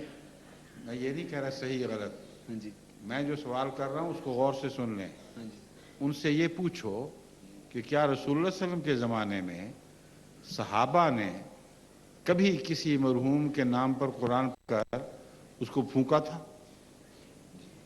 حدیث سے حوالہ دو، ایک بھی نہیں بتا سکتے ہو، سمجھے ہو؟ ہاں جی سر، شکریہ۔ السلام علیکم، میر عبداللطیف، کیا حال ہے آپ کا؟ بس ٹھیک ہے، اللہ کا فضل ہے۔ آپ نے کافی دلچسپ مطالعہ کی چیزیں دی ہیں مجھے، میں پڑھ رہا ہوں اب، شکریہ، اور اچھی اچھی دلچسپ باتیں نکالی ہیں ماشاءاللہ۔ شکریہ۔ حضور بائبل میں تو صاف لکھا ہوا ہے کہ کنعان میں جو آباد قومیں 7 ہیں، چونکہ مشرک ہیں اس لیے ان کو تباہ و برباد کر دیا جائے، ان کے بچوں تک کو قتل کرنے کا حکم ہے، بلکہ بعض وقت نہ کرنے پر سزا دی ہے اللہ تعالیٰ نے بائبل کے مطابق۔ اور قرآن کریم میں بھی سورہ مائدہ میں ہے کہ اے میری قوم تم اس پاک کی ہوئی زمین میں داخل ہو جاؤ، آگے کچھ آیات کے بعد ہے، تب جو لوگ اللہ سے ڈرتے تھے ان میں سے 2 شخصوں نے جن پر اللہ نے احسان کیا تھا انہیں کہا کہ تم، اگر بریکٹ میں تفسیر صغیر میں لکھا ہے کہ ان پر حملہ آور ہو کر ان کے خلاف چڑھائی کرتے ہوئے اس دروازہ میں داخل ہو جاؤ، اور آگے کچھ آیات چھوڑ کر ان کا جواب ہے کہ اے موسیٰ تو اور تیرا رب دونوں جاؤ اور ان سے جنگ کرو۔ اس سے بھی پتہ چلتا ہے کہ ان کو جنگ کرنے کے حکم تھا۔ تو کیوں جنگ کرنے کا حکم تھا جبکہ ان کے ساتھ کبھی انہوں نے جنگ پہلے نہیں کی؟ وہ سینائی میں تھے، وہ ادھر تھے کنعان میں۔ وہ زمانہ ہے جب کہ قوموں میں ایک دوسرے پر چڑھائی کا رواج تھا، اور یہ کوئی اخلاقی خرابی نہیں تھی، بلکہ دنیا میں تمام قومیں، بڑے بڑے بادشاہ، بڑے بڑے ہیرو جتنے بھی آپ اس زمانے کے پڑھتے ہیں، یہ ایک دوسرے پر چڑھائی کر کے زمینوں پہ قبضے کیا کرتے تھے۔ حضرت موسیٰ علیہ السلام کی قوم پر ان لوگوں نے پہلے چڑھائیاں کر کے وہاں سے بنی اسرائیل کو نکالا ہوا تھا، اور بنی اسرائیل کی جو تاریخ ہے وہ بہت حضرت یعقوب سے شروع ہو کر آگے بہت دور تک پھیلی پڑی ہے، اور اس تاریخ میں اونچ نیچ ہوتی رہی ہے۔ کبھی فرعون مصر نے ان کو قبضے میں کر لیا، کبھی بابل سے قوموں نے ان پر حملے کیے۔ تو آپ کو کیا پتا کہ وہ علاقہ جس میں خدا نے حضرت موسیٰ کو حکم دیا تھا وہ کیا اس سے پہلے اسرائیلیوں کے قبضے میں تھا کہ نہیں؟ جہاں تک میں سمجھتا ہوں قرآن کریم کے بیان سے، حضرت موسیٰ کو انہی علاقوں پہ قبضوں کا حکم تھا جن علاقوں میں کبھی اسرائیلی بستے تھے، اور حضرت موسیٰ نے دوبارہ ان کو اپنے قبضے میں لینا تھا۔ میرے نزدیک وہ شہر ایسا ہی ایک شہر تھا، اور اس کے علاوہ اس شہر میں بت پرستی بہت تھی، اور حضرت موسیٰ علیہ السلام کو حکم تھا کہ تم اس شہر پر قبضہ کرو تاکہ تمہارا ایک مقام بنے، ایک اڈا بنے، یہاں سے پھر تم اپنی طاقت کو پھیلا سکتے ہو۔ یہ مقصد دکھائی دیتا ہے، ایک یہ ہے۔ دوسرا ایک اور مقصد جو میں سمجھتا ہوں ان آیات میں مضمر ہے، وہ یہ ہے کہ یہ بنی اسرائیل جو حضرت موسیٰ کے ساتھ جنگلوں میں پھرتے تھے، وہ بار بار مطالبہ کرتے تھے کہ ہمیں یہ جنگل کی زندگی پسند نہیں، اور مطالبہ کرتے تھے کہ ہمیں شہری خوراک دو۔ یہ تیتر بٹیر اور من و سلوہ، ہم تنگ آ گئے ہیں اس سے۔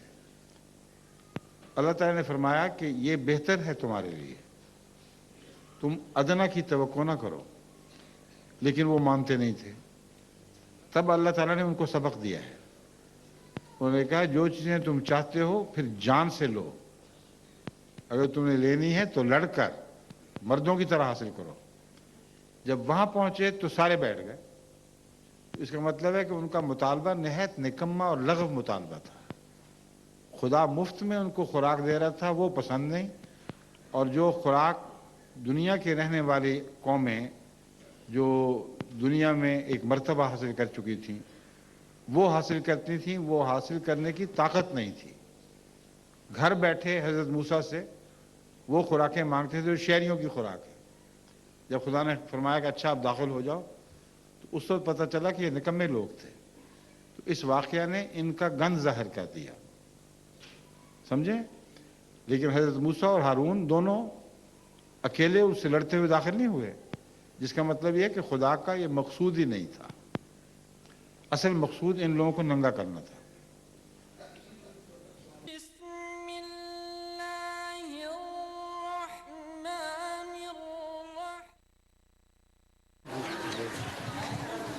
بڑی اچھی ایون گروتھ اور اسپرنگ بڑی اچھی ہے۔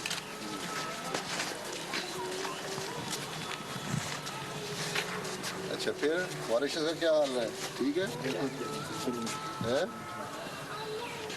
پھر دوبارہ دورہ کروں؟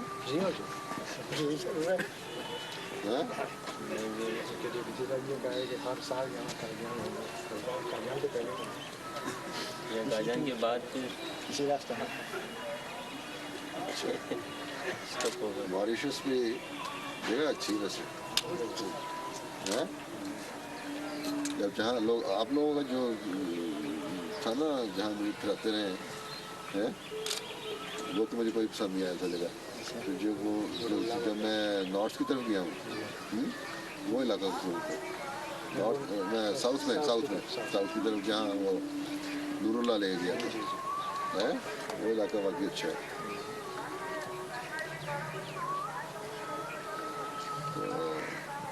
لیکن یہ ہے کہ ڈیولپمنٹ بڑی ہے ماشاء اللہ۔ بحرین میں سب سے زیادہ ڈیولپ ہوئی ہے بہت سامنے سٹی میں آیا ہے۔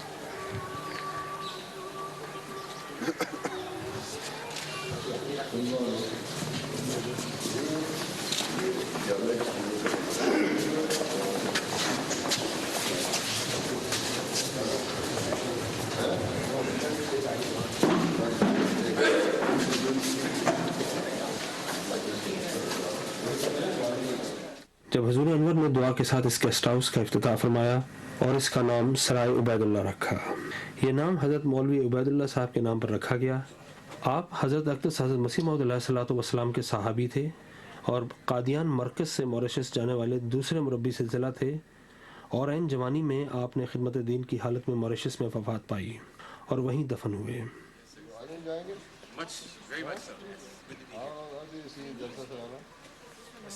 Very well done. Very impressed by the control of the large crowd. Your first time of attending this jalsa? Second jalsa for me. But not that much gathering. No. Small gathering, only 20,000. This time it was almost more than three times more. But I think everything was very well done. So we're leaving with the Amir on Sunday, going back to Mauritius. To Mauritius? Yes. Then from there you will go to UK. That's correct. Back to UK, then to USA. Direct. Right.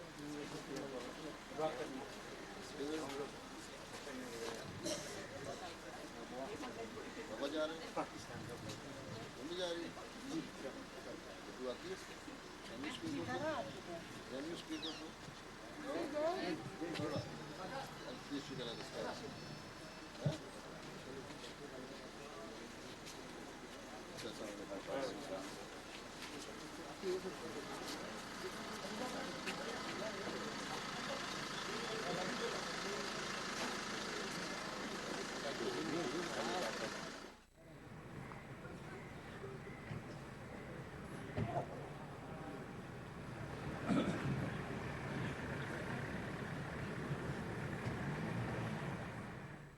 دسمبر سن 2005 آج جمعے کا روز ہے۔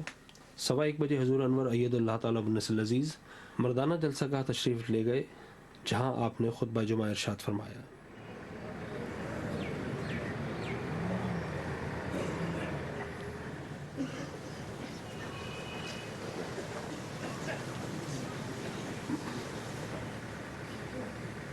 अस्सलाम वालेकुम। अशहदु अल्ला सारा हजरत मकान हजरत अम्माजान है जी। आमतौर पर इसी हिस्से में ही ये बोर्ड लगा हुआ है, यही कमरा है। नहीं दोनों हजरत सलाम का ताबूत यहाँ रखा गया था, इसी कमरे में। नहीं दोनों बिल्डिंग एक में एक ही है। बिल्डिंग तो बीच में पार्टीशन दिया गया, लेकिन ये कमरा वो मकान है पुराना है या इसके बाद में कोई एक्सटेंशन हुई है? नहीं मकान के लिए ये पुराना एक ही मकान है या उसके बाद में कोई इजाफा हुआ है इसमें? ये 3 कमरे एक बड़ा है। अच्छा, एक उसमें भी आया हुआ है और इसमें भी आया हुआ है। ये 2 घर पार्टीशन की हुई है ना आपने? जी हम अब तो बाद में पार्टीशन हाँ, नहीं ये मतलब ये दोनों जो पार्टीशन है मकान बन गए, इन दोनों में वो पुराने ओरिजिनल इमारत है हज़रत अम्माजान की थी? ये इसमें थोड़ी सी ईंटें वगैरह बदली है, गलाफी थी। नहीं ना जगह वो है, वो जगह है ना जहाँ इसको एक किया जाए।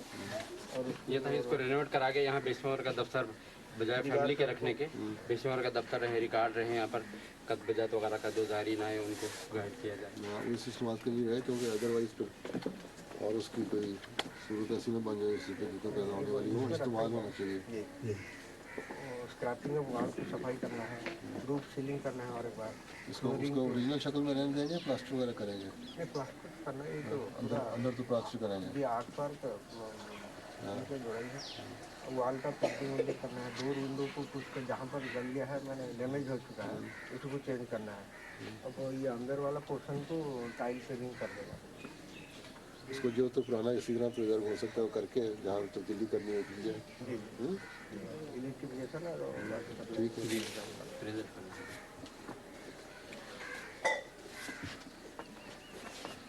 अच्छा फिर यहाँ से ये सैन एक हो जाएगा जी, एक फैन हो जाएगा।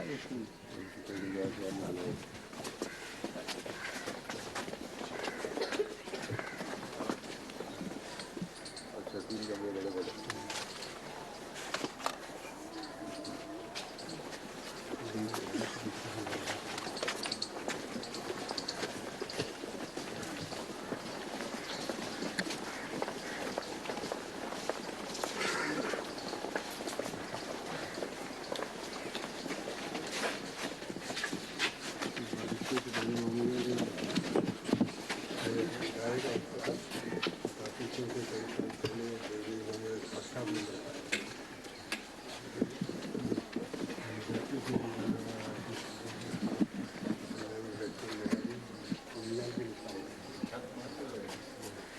इसमें तो कुछ नहीं करने वाला।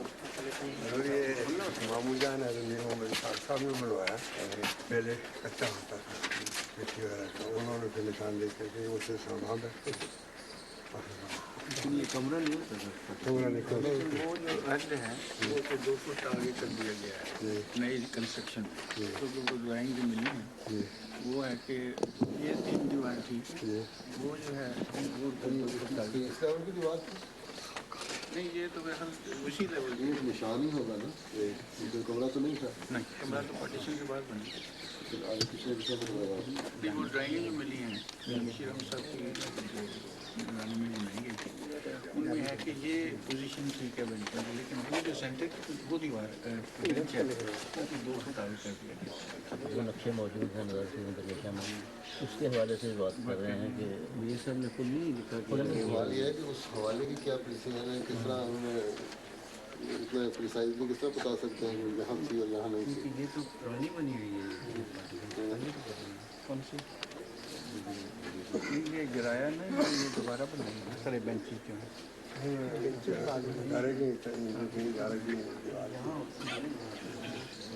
2 फुट आगे या पीछे क्यों बना थोड़ी सी किसी मार्च में इतनी प्रिसीजन उस वक्त हो सकती है जब आपको किसी जगह से पता हो कि ये वो जगह थी जहाँ से हम पैमाइश करें तो इस असल जगह तक पहुँचते हैं।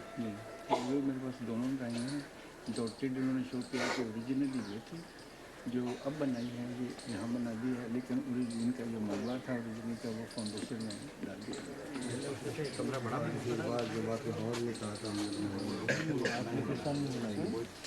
बिल्कुल उतना ही बना है पहले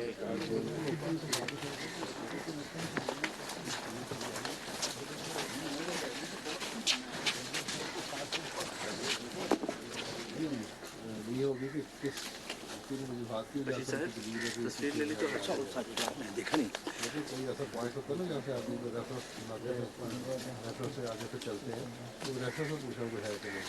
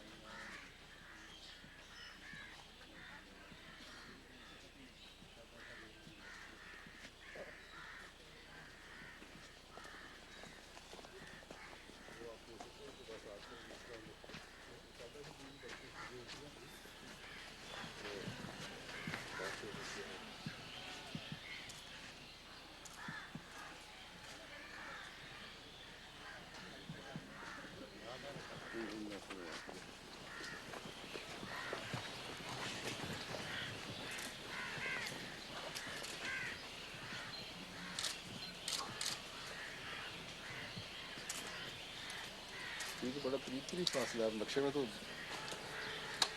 बहुत लंबा दायरा बना के दिया हुआ निशान। वो बाहर का ये जगह है बैत की, वो जगह वो जनाजा की, इसको दायरे में दिए हुए दोनों को मिला के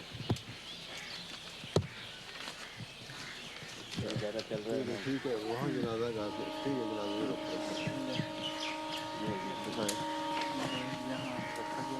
ये लाइनें बनी ठीक है, ये अंदर का ये मकान जो है ठीक है, ठीक है।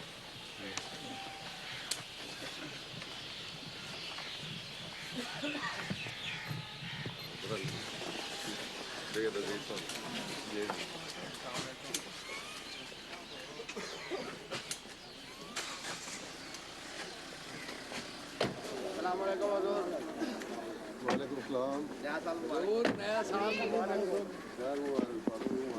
खैर मुबारक। नया साल मुबारक हो।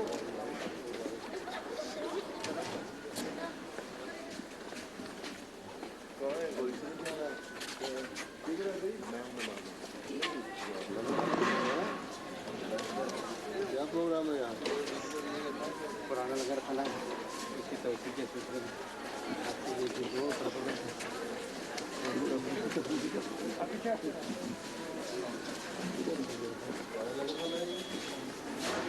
महमूद साहब किधर से ले रहे हैं?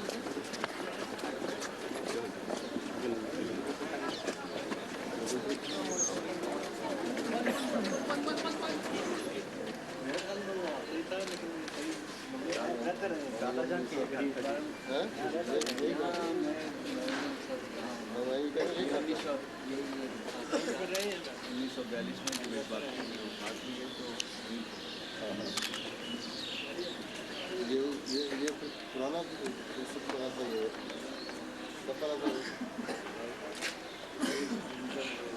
ये सारा एक ही बनाया था, ब्लॉक बनाया था क्या?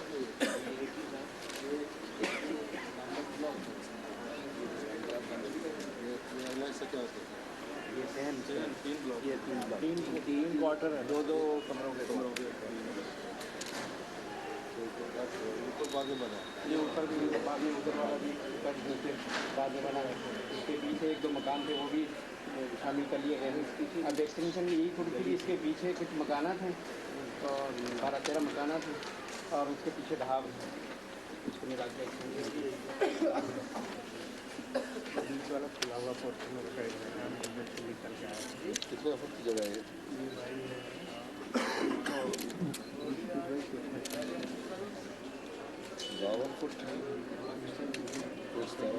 पकाने का तंदूर ये बताएं इस वक्त हम कहाँ खड़े हैं? यहाँ हम किस साइड में ये खड़े हैं ना, इसको क्या करना चाहते हैं आप? ये तो पुराना अच्छा है। हाँ ठीक है, इसको रहना। इसके पीछे क्या जगह है? उसके पीछे सब डिफरेंट इसके पीछे घर है। ये यहाँ ये छोटी सी गली है और यहाँ पर हकीम मोहम्मद दिन साहब इनाम गौरी और ये मकान पीछे गिरा के यहाँ नहीं, फिर आप क्यों कहते हैं कि यहाँ एक इसका उनका जाती मकान है? नहीं अंजुमन के मकान है। यहाँ इसको एक्सटेंड किया जाए ढाब तक। ये ढाब तक है। इसके अलावा कितने कमरे बनेंगे इसमें? 20-40 बड़े से रूम रहेंगे जिसमें 2 बेड रहेंगे, सोफा सेट रहेंगे, डाइनिंग का टेबल का अरेंजमेंट रहना है और सिटिंग का अरेंजमेंट रहना है। इतनी उसका काफ़ी जगह है। ये अतुल साहब यहाँ पर रहते हैं। ये भी मेहमान खाने का यहाँ इसको आप क्या बनाना चाहते हैं कमरे? बड़े कमरे डॉर्मेटरीज टाइप? नहीं जी, एक सूट बनाना चाहते हैं। अब वेरी आम दिनों की इज्तिमात की बात, इज्तिमात के लिए तो आपने स्वीट वाले कमरे देने आपने, वो तो आपको बड़े कमरे चाहिए जिसमें 10-15-20 बेड हो। उसके लिए भी तो गुंजाइश होनी चाहिए, वरना होता है तालीम इस्लाम के कमरे लेते हैं, वो तालीम का हर्ज होता है कई दिन पहले कई दिन बाद कर जाना है। यहाँ से नया स्कूल बन जाना है। ये तालीम स्कूल का जो होल एरिया है उसका बड़े बड़े हॉल है, उसको अटैच बाथरूम, लैट्रिन और डाइनिंग स्पेस बना के उसी को कन्वर्ट कर देने से ज़्यादा सहूलियत है। इसके लिए ये स्कूल कब बनाने को मंजूरी तो नहीं होगी? नहीं, अभी नहीं, जगह भी पता नहीं है। और फौरी तौर पे तो मांग ही रहे हैं ना, कुछ बड़े कमरे भी तो बनने चाहिए मेहमानों के लिए। इसका ये है कि नीचे आपके बड़े कमरे हों, ऊपर आपके स्वीट से बन जाए छोटे छोटे हैं। और क्या स्वीट बनाने की क्या ज़रूरत है? वैसे भी आपको एक कमरा बनाएं और कॉमन उसका डाइनिंग रूम हो और कॉमन किचन हो।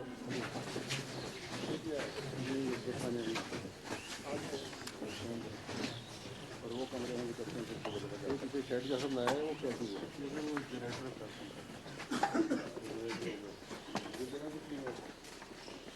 ये भी आज भी पुरानी तमीर।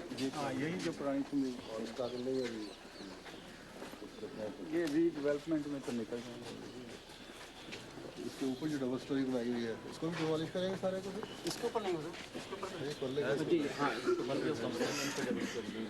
पिछले कमरों पर ये कमरे भी इसमें ऐड हो सकते हैं। ये सारे के साथ क्या है? वो भी बहुत मामूली ईंट ये बिल्डिंग सब ऑनसेट बिल्डिंग है जो भी टेम्परेरी कंस्ट्रक्शन किया गया है। वही मैंने उस साइड मेन बिल्डिंग जो है इसको भी शामिल किया जाए, इस ग्राउंड को शामिल किया जाए, फिर प्लानिंग करें। बना हुआ वो जगह है कोई बना, उसको भी देख लें, जब है वो देख लें, उसके बाद और सोच लें। वो मकान सब जो है काफ़ी पुराने हो चुके हैं, ओल्ड पैटर्न के हैं और छत से भी पानी टपकने का जो पिछले ऊपर बिल्डिंग है वो उसका लोड भी नीचे वाला पोर्शन भी बहुत खास्ता हो चुका है। मतलब फ्रंट सारा डिमोलिश कर दिया पहले ये बनाए, इसमें ये शामिल कर लें इस प्लान में। पहली फेज है ये सिंगल स्टोरी वाले, ये वाला ये पहली फेज में ये शामिल कर लें। इसका एक कॉरिडोर ही बन जाए इसको लिंक करने का है।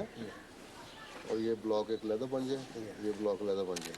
इसमें भी नीचे बड़े कमरे, ऊपर गेस्ट हाउस के छोटे कमरे, और लेकिन लैदा इंडिपेंडेंट इस लिहाज से कि किचन ड्राइंग डाइनिंग होगा है।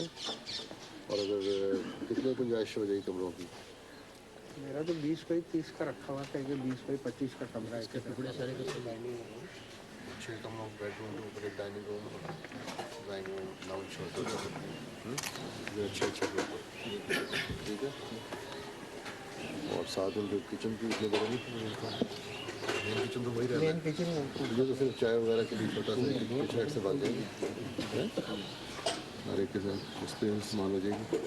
इस तरह प्लानिंग कर लें, ये भी सारा ऐसा भी निकल जाएगा, ये तो प्रॉपर एक जगह बन जाएगा।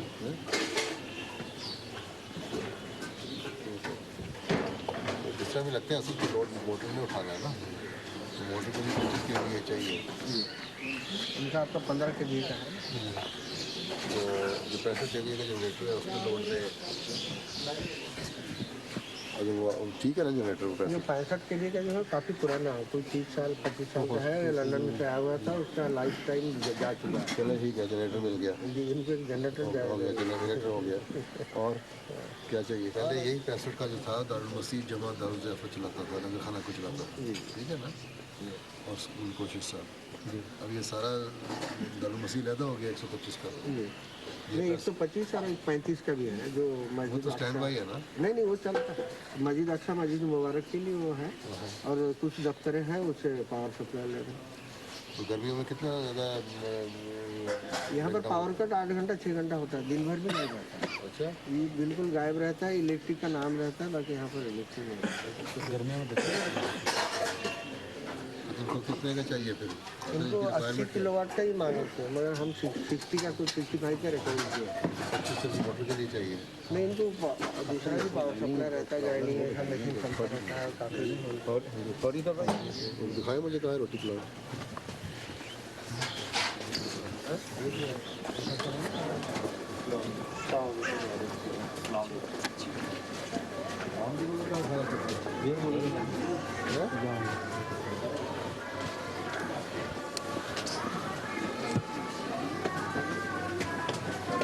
कहाँ है अतरुल्ला साहब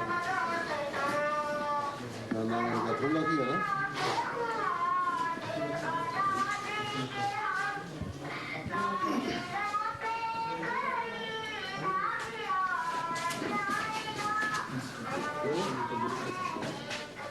इसका किचन है ये भी प्रॉपर यहाँ का बनना चाहिए इसके लिए पैसा आया हुआ है।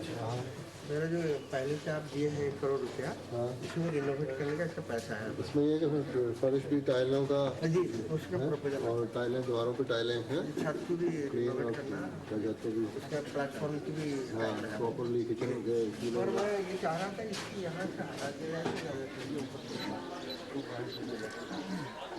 इसका जब पैसा लगा के डालेंगे तो मट्टी भरना है तो उसको गवर्नमेंट का लाइन है पहले तो मरते से भरेंगे अच्छा जरा जो वही घर मरबा को उठाया वो ये ग्रेजुएट उसी भरना बिजली से इसके भरने से यहाँ का ड्रेन सिस्टम को नहीं डिस्टर्ब हो जाता यहाँ का तो अभी तक सेंट्रल सिस्टम ड्रेनेज बना नहीं है।